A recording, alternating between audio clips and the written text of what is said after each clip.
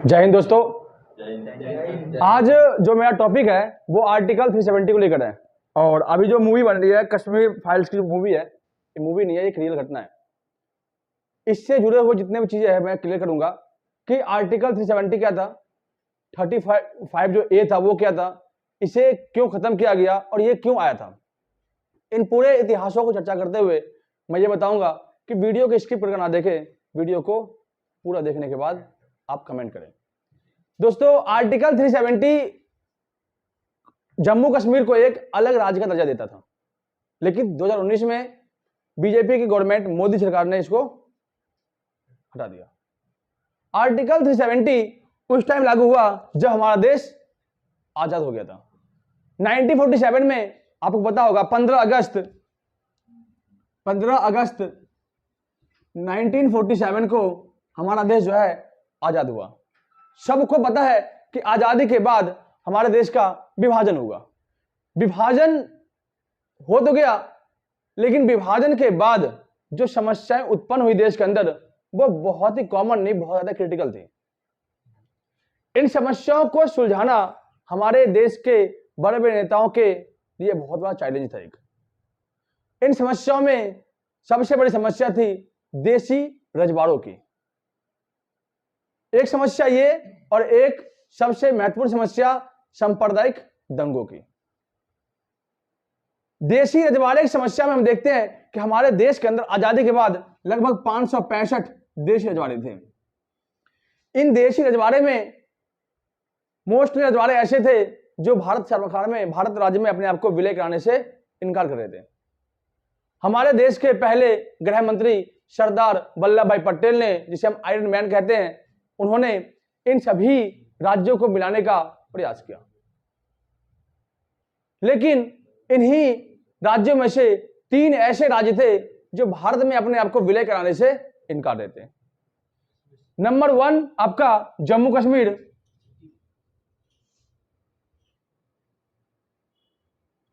Number 2 Hyderabad, और number 3 Sikkim, नहीं जूनागढ़। सिक्किम को भी विलय करा लिया गया, लेकिन इन तीनों को मिलाने में काफी ज्यादा ही सरकार के पास परेशानी आई। सबसे मेन समस्या थी कश्मीर की। जब कश्मीर आजाद था तो उस टाइम पे कश्मीर का राजा था हरि सिंह। हरि सिंह बहुत ही बढ़िया राजा था।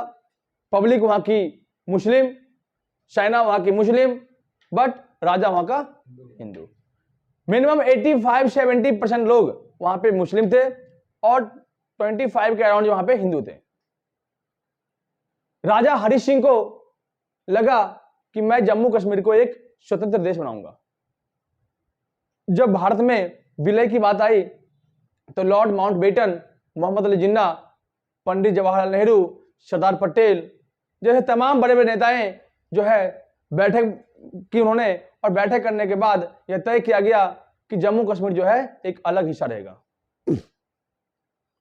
माउंटबेटन ने राजा हरि सिंह से एक बार पूछताछ भी की कि क्या आपको लगता है कि भारत में कश्मीर को मिलाया जाए। तो हरि सिंह ने सीधे सवाल में आंसर दिया कि नहीं, हमें भारत में नहीं मिले करना है। कहा अगर आप नहीं करोगे तो क्या लगता है आपको पाकिस्तान छोड़ देगा। कहा मुझे भरोसा है, क्योंकि हमारे जो सैनिक है वो मुस्लिम है और जनता हिंदू है। जनता भी उसमें मुस्लिम ही है, हिंदू कुछ ही लोग हैं, और मैं राजा हिंदू। जनता मेरे से खुश है और जनता की इच्छा है कि मैं जम्मू कश्मीर को एक अलग देश बनाऊं। माउंटबेटन ना चाहते हुए भी जम्मू कश्मीर को आजाद कर दिया। सरदार पटेल जम्मू कश्मीर को भारत में विलय करने के लिए कई बार बातचीत करने की कोशिश की। किनसे? हरि सिंह से। लेकिन हरि सिंह का एक ही बहाना था कि आज अपने प्यून को बोलता था कि बोलो राजा साहब के आज पेट में दर्द है, राजा साहब आज पिकनिक गए हैं, राजा साहब आज टूर पे गए हैं, राजा साहब आज विदेशी दौरे पे हैं। मतलब हर एक तरह के बहाना बनाता था। लेकिन यहां मोहम्मद अली जिन्ना चाल चल रहा था। अपने सारे पैतरे उन्होंने आजमा लिए, लेकिन उसने मेन पैतरा अपनाया था अफगानिस्तान के जो कबीलाई सैनिक थे उनको बुला लिया। कबीलाई सैनिक होते हैं कबीला टाइप में रहते हैं। हाँ, वो सैनिक ऐसे होते हैं। उन सैनिकों को हायर किया और उनको पाकिस्तान के रास्ते हुए जम्मू कश्मीर में एंट्री करा दिया। एंट्री करवाने के बाद उन सभी कबीलाई सैनिकों को यह आदेश दे दिया कि आपको किसी को नहीं छोड़ना है, चाहे वो मुस्लिम हो, चाहे वो सिख हो, चाहे वो ईसाई हो, चाहे वो हिंदू हो, सभी को मारना काटना है और कश्मीर का जो है माहौल खराब करना है और किसी भी तरह से कश्मीर को पाकिस्तान में मिलाना है। जिन्ना की ये नापाक हरकतें जो है काफी ज्यादा सक्सेस हुई थी।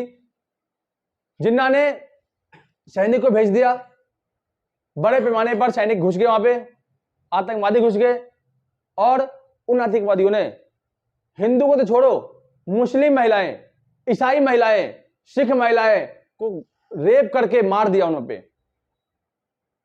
राजा हरि सिंह को जब यह बात पता चली कि पाकिस्तानी से कुछ आतंकवादी घुसपैठ किए हैं, तो इन चीजों को नजरअंदाज कर दिया। कहा कि हमारे पास सैनिक है, हम इनको अपने सैनिकों से हटा देंगे। सरदार पटेल फिर भी बातचीत करने की कोशिश की, लेकिन उन्होंने नहीं माना। बात तो तब हो गई जब श्रीनगर में सब प्रवेश करने लगे आतंकवादी, कैपिटल में। अब राजा हरि सिंह का जो पेट का दर्द था वो सर में चढ़ गया। अब वो टेंशन में, अब क्या किया जाए। उसका एक सेनापति था, उस सेनापति ने कहा महाराज मैं इन सैनिकों को 24 घंटे में रोक सकता हूं, अगर आप 24 घंटे में कुछ कर लोगे तो बताओ। कहा ठीक है, तो रोक तो सही। वो गया बंदा, जो नदी था, नदी को उस पार सैनिक थे और इस पर आना था उनको पुल से, उन्होंने क्या किया, पुल उड़ा दिया। उस पुल को उड़ाने चक्कर में वो सेनापति मर जाता है। जब मर जाता है हरि सिंह और परेशान, अब 24 घंटे तो हो गया। सरदार पटेल आखिरी मौका लेता है हरि सिंह से बातचीत करने के लिए। हरि सिंह बैठता है आमने सामने और कहता है कि मैं भारत में अभी भी लेने कराऊंगा इसको, कश्मीर को। कहा देख लो, आपके साथ जो आपके सैनिक थे वो भी अब पाकिस्तान गुन गा रहे हैं, यहां की जनता थी वो पाकिस्तान गुन गा रहे हैं। अब आपका क्या होगा वो आप सोच सकते हो। अगर आप भारत में इसको विलय कराओगे तो हम आपको अलग से एक राज्य दे देंगे, आप रहना, खुश रहना, कोई दिक्कत नहीं है, आपको कोई टेंशन होगी। अगर आप पाकिस्तान के हत्या आ गए तो आपकी जिंदगी खत्म है। राजा हरि सिंह डर गया, ना चाहते हुए भी उसने फैसला किया। कहा कि मैं जम्मू कश्मीर को भारत में विलय करा दूंगा, लेकिन शर्त है उसकी। शर्त यह है कि जिस तरह से एक इंटरनेशनल मामले होते हैं देश के अंदर लागू होते हैं, वही इंटरनेशनल मामला जो है भारत कश्मीर में होगा।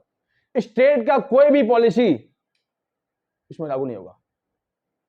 अर्थात जम्मू कश्मीर का अपना एक संविधान बनेगा, जम्मू कश्मीर का अपना एक झंडा होगा, जम्मू कश्मीर में कोई भी बाहर के व्यक्ति आके बच नहीं पाएगा, जम्मू कश्मीर के अंदर कोई भी जमीन नहीं खरीद सकता। कहा ठीक है, कोई दिक्कत तो मिला दो, पहले बाद बाकी हम देख लेंगे बाद में। मिला दिया। राजा हरि सिंह को फिर भी भरोसा नहीं था। उसने अपने पियोन से कहा कि भाई ये पिस्टल ले, पिस्टल था एक गोली जिसमें होती है, पिस्टल नहीं होती ना, कहा पिस्टल ले और मुझे ये पता चले कि पाकिस्तानी सैनिक अगर नहीं भागा, अगर मैं उसके हत्थे चल गया तो मैं तेरे को पहले मारूंगा। इससे पहले कि अगर वो आ जाए और ये खुशी ना मिले कि इंडियन आर्मी जो है इन सबको भगा दे यहां से, अगर ऐसा खबर नहीं मिला मुझे तो तू मुझे गोली मार दियो, अगर तू नहीं मारा मुझे तो मैं तुझे मार दूंगा। वो जाकर सो गया। पटेल साहब आए एयरवेज से, प्रवेश किया अपने इंडिया में, दिल्ली में, दिल्ली आए और दिल्ली आने के बाद उन्होंने कुछ नहीं किया, अपने सफदरजंग एयरवेज था उसमें, सफदरजंग जो अपना है वहां से अपना फ्लाइट भेजा, क्या बोलते हैं सेना की भेदी फौज, और उन्हें एयरफोर्स को भेजने के बाद उन सबको शांत करवाया। और शांत करवाने के बाद हरि सिंह खुश हुआ। इसके बाद जब ये बात सब शांत हो गई तो नेहरू जी को बहुत बड़ी खुजली थी। उन्हें पता नहीं कौन से कुत्ते ने काट लिया, उनको पता नहीं पिछवाड़े में काट लिया, कहां काट लिया समझ नहीं आ रहा। उन्होंने क्या किया, इन मसले को यूएनओ में पेश कर दिया। आई नो, मुझे पता था कि यार आप एक इंटरनेशनल लेवल पे काफी अच्छे लीडर हो, लेकिन इसका मतलब ये नहीं है कि आप जो है अपने ही देश में जो है गद्दारी करोगे। आपने सीधे सीधे क्या किया, चीजों को कहां भेज दिया, यूएनओ में। जब घर का मामला था तो घर में रहता ना, बाहर क्यों रहा। घर के मामले को घर में दबाओ। तो यूएनओ में जाकर के देने की जरूरत क्या थी? ठीक, ये चीजें काफी ज्यादा ही प्रॉब्लम हुई। अब इसके बाद यूएनओ ने फैसला किया, फैसला यह किया कि जम्मू कश्मीर का 40% भाग जो है पाकिस्तान हो जाएगा। जब भाई हरी सिंह ने हमें जम्मू कश्मीर प्रॉपर रूप से दे दिया तो 40% क्यों जाएगा पाकिस्तान को? ये नेहरू जी ने क्यों नहीं सोचा? मुझे तो लगता है कि नेहरू और गांधी जी ये पाकिस्तान के ही पैदाइश थे। ठीक, तभी तो गांधी जी ने 60 करोड़ रुपए जो है किसको दे दिया? पाकिस्तान को। 60 करोड़। और लोग बताते हैं 5 करोड़ रुपए दिए, 5 करोड़। भाई 5 करोड़ रुपए कहां से? 60 करोड़ तक तो आसाम कोर्ट से मार दिया उसको, गांधी को।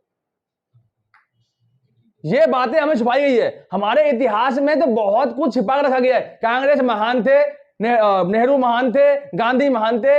अरे गांधी जी ने हमारे आजाद करवाया देश को ना। भगत सिंह तो बिल्ले में घूम रहे थे, वो ऐसे ही मर गए। चंद्रशेखर आजाद ऐसे मर गए, सुभाष चंद्र बोस ऐसे मर गए, उन्होंने आजाद करवाया नहीं, उनके नाम भी निशान नहीं है। तुम गांधी को महान बना दो, तुम नेहरू को महान बना दो, तुम उन चमचों को महान बनाओ जो हमारे देश को बेच रहा है। हद हो गई। और इतनी बेशर्मी की बात है कि 40% पीओके जो था वो ले लिया। आज पीओके जो है हमारा होता, पीओके पाकिस्तान ले लिया। है तो हमारा, लेकिन पाकिस्तान ने को दे दिया ना यूनियन के कहने पे। बहुत स्मार्ट बने थे, मैं सुंदर हूं भाई, मैं ही बहुत बड़ा लीडर, अच्छा लीडर हूं। अमेरिका और सोवियत संघ ने उनको ऐसे थपथपा दिया पीठ कि हाँ भाई काफी अच्छे हो, तो भाई ले लो, सब देश में दो तुम। इसी चक्कर में तो वीटो पावर छोड़ दी। ठीक, वीटो पावर छोड़ने का तो मेन कारण ये था कि पैसा नहीं था उनके पास।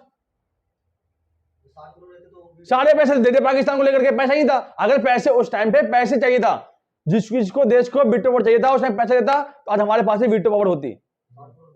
देश को बेचने में आज हम इतने गरीबी में जी रहे, इसका मेन कारण है नेहरू और गांधी। आज हमारा देश बर्बाद है, जात पात में बटा हुआ है, हिंदू मुस्लिम बटा हुआ है, इसका मेन कारण है नेहरू और नेहरू, जिन्ना और महात्मा। अगर आपने भारत को विभाजन के लिए एक नियम बनाया, तो आप चाहते कि हिंदुओं के लिए हिंदुस्तान, जिस तरह से कभी मोहम्मद इकबाल ने 1925 में कहा था कि भारत में 2 तरह कौम है, उन्होंने राष्ट्रीय सिद्धांत दिया। तो 2 तरह के कौम में आपके हिंदू और मुस्लिम है। उन्होंने कहा कि हिंदुओं के लिए हिंदुस्तान, तो मुसलमानों के लिए पाकिस्तान। तो आपने क्यों नहीं भेजा मुसलमानों को पाकिस्तान? क्यों छोड़ दिया हिंदुस्तान में? आधों को गांधी ने रोका था। और आज हम इन्हीं के लिए लड़ रहे हैं। भाई हम तो हिंदू है, चलो हमारे अंदर तो सहन शक्ति है, तो मुसलमानों को देख लो, उन्हें मुर्गा काटने में शर्म नहीं आती, इंसान काट 2 मिनट काट देगा इंसान को। काफी ज्यादा ही समस्या है। ये समस्या तो उस टाइम शुरू हुई थी, 1990 में आते आते हद होगी। भाई इतनी खतरनाक एक नाम था, कटारिया नाम था आतंकवादी का। वो एक आतंकवादी, ऐसा आतंकवादी मुस्लिम जिहाद था, वो रहने वाला कश्मीर का, उसका दोस्त था, उसने सबसे पहले अपने सगे दोस्त को मार दिया। क्यों मारा? क्योंकि वो आरएसएस से ज्वाइन था। उसने सीधे कह दिया कि जो हिंदुस्तान को गुण गाएगा, जो भारतीय गवर्नमेंट गुण गाएगा, मेरा वहां बाप भी हो मां भी हो, मैं उसको मार दूंगा। उसने सीधे इंटरव्यू में कहा था। सब भूल गए। कश्मीरी पंडित के साथ इतना अत्याचार हुआ, किसने किया था? हमारे पास जो मूवी आई है, उन मूवी मात्र 5% दिखाया, कुछ नहीं दिखाया मान लो एक तरह से। अगर उसमें दिखा देना सच्चाई, तो सबके हाथ में, सब भाइयों के हाथ में तलवार होगी। हमसे इतिहास छुपाया जा रहा है। बस सेंसरशिप ने लगा दिया कि भाई मूवी बैन कर दो। मूवी क्यों बैन कर दो? इतनी अश्लील फिल्में तो तुम रिलीज करते हो। सही बात है। और जो हिस्ट्री है, जो सच्चाई है, उन्हें तुम छुपाते हो। ये जिंदगी का दस्तूर है। आज सब सोए हुए हैं, लेकिन इन्हें जगना होगा। 1990 कहानी में यार, मैं देख करके मूवी में रो गया था। मात्र 5% मूवी देखा मैंने उसमें से हिस्सा। अगर आपको पता हो, अगर आपके दादाजी हो, जिंदा हो ना, उनसे पूछना कभी कश्मीर को समस्या बारे में बताए कि कश्मीरी पंडितों के साथ क्या दरिंदगी हुई थी वहां पे। जब AK-47 चल रहा था ना, तो आजान के जो ना वो साउंड बढ़ा दिया गया था ताकि AK-47 के जो साउंड जो है मिलिट्री सुनाई दे आर्मी को। घर में घुस घुस के मारा गया भाई, औरतों को नंगा कर दिया गया, नंगा करके मारा गया। और हम कहते हैं हम भाई हिंदू है। यार तुम हिंदू हो माना, मैं नहीं मानता कि मैं यहां पे कोई मुस्लिम और हिंदू संप्रदाय नहीं फैला रहा, मुस्लिम भाई भी बहुत अच्छे हैं, लेकिन कुछ जिहादों के कारण जो है ना यहां पे कट्टरपन फैलता है और सांप्रदायिकता की भावना जगती है। एक बार कहीं पर युद्ध हो जाए, जितने भी जिहादी मुसलमान होते हैं वो सब एक हो जाते हैं, ठीक। और वहीं हमने किसी को मार दे तो हम चुपचाप देखते रहते हैं। लो,